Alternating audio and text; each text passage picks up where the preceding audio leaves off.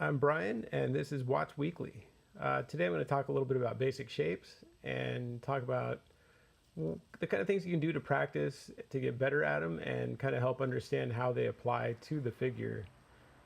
First off, this drawing here, you can see pretty clearly, if you look at this helmet, clearly cylindrical, rounded shapes, and these little horns that are sticking out there.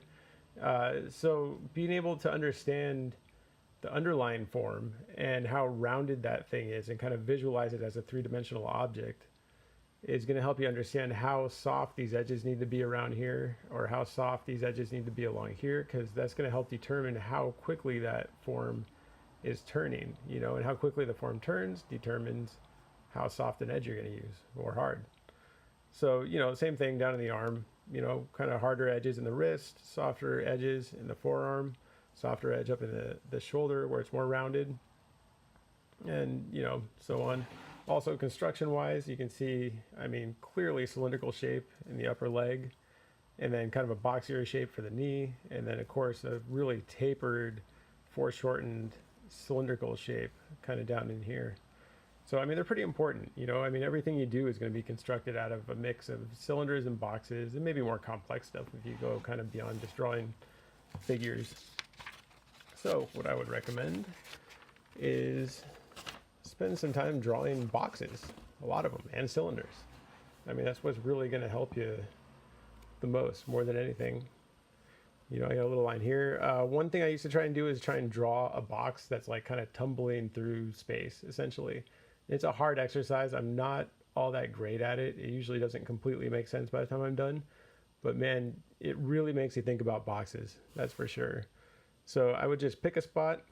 I drew a little line, a little arc that's going to kind of show where my boxes are going to tumble. And I would come in and say, yeah, let's start. First box is going to sit right around here maybe. And I would certainly recommend taking a perspective class somewhere along the way, or just at least studying some perspective type books, because man, understanding perspective can help you tremendously.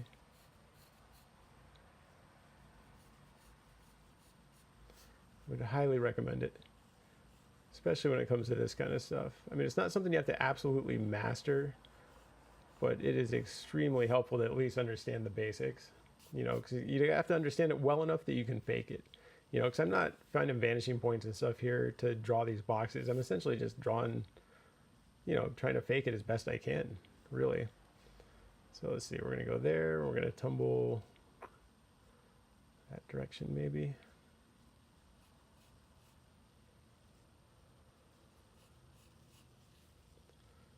It'll end up looking like this.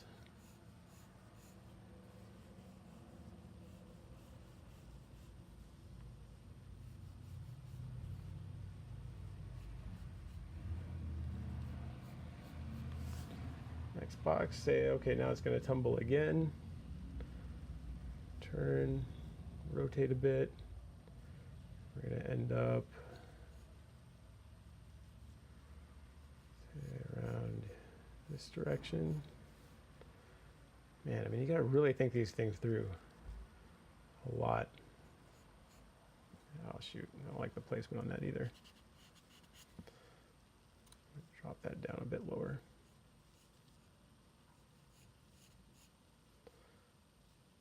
Let's see, let's come up this direction, that direction. So I'm not even really looking for vanishing points in my head necessarily. I'm more looking for, or just imagining, I don't know, just kind of visualizing how these things are gonna taper towards like kind of an imaginary vanishing point, but just faking it. Which honestly, I don't know how to explain that other than just doing this a lot until you can just kind of do it. It's not an easy thing by any means, but again, good for you, and in my opinion, necessary. Another box, and let's say it's going to tumble again, end up maybe along here.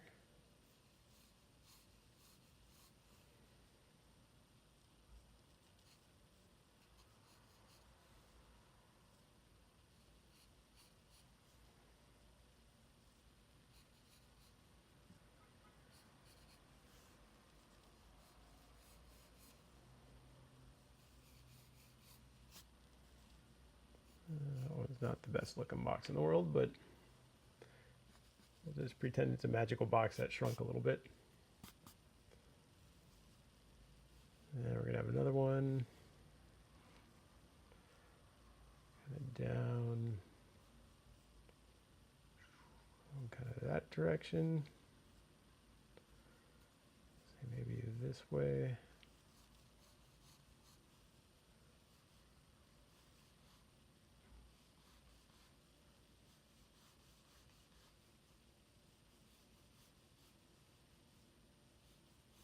Again, I mean, yeah, these lines are going to kind of converge a little bit, but not too much. It's going to be pretty subtle.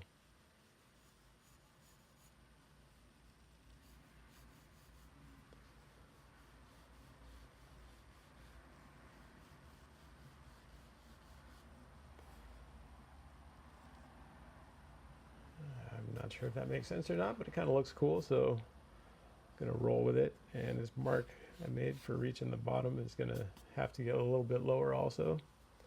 So again, I mean, you can see, I mean, I'm not doing this perfectly by any means, but understanding the concept is hugely beneficial. And again, rotating back that way again.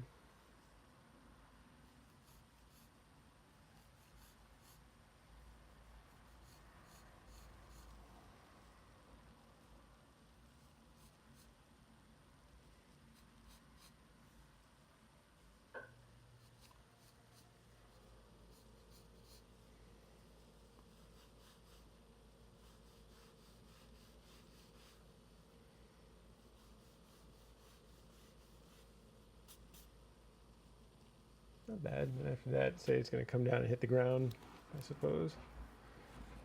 And maybe kind of drop and spin again. We're going to end up with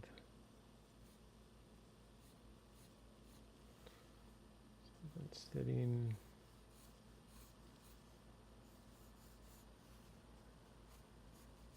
like this.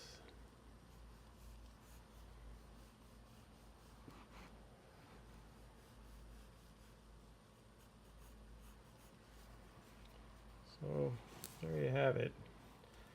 Can't get the camera back a whole lot farther, but it's my rotating box falling through space.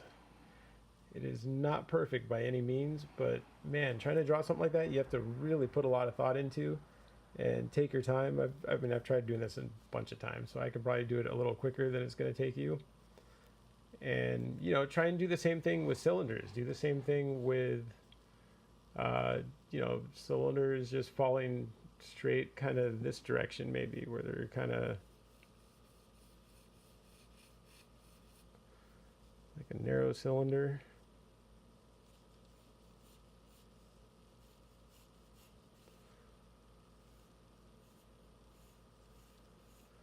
And maybe it kind of opens up a little bit.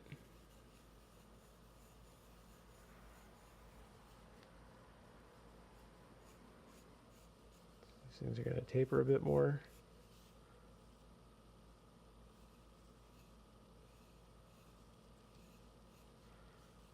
And it's going to open up.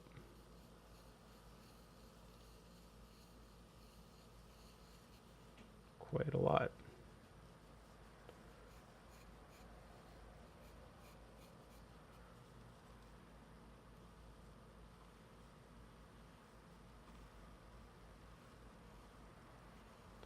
So you can see, I mean, you know, try it with cylinders falling towards you. Try it with cylinders, 3/4 cylinders that are kind of falling more, you know, this other direction.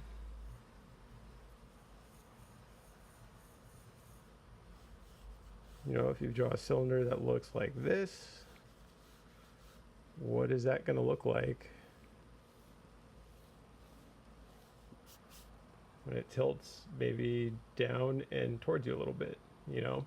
So, I mean, there's endless possibilities for these things. I recommend just drawing a ton of this stuff. I mean, it will help you tremendously, you know? And so good luck. I hope you guys enjoy this, and I hope you give this a shot, and, you know, I hope it helps. Later.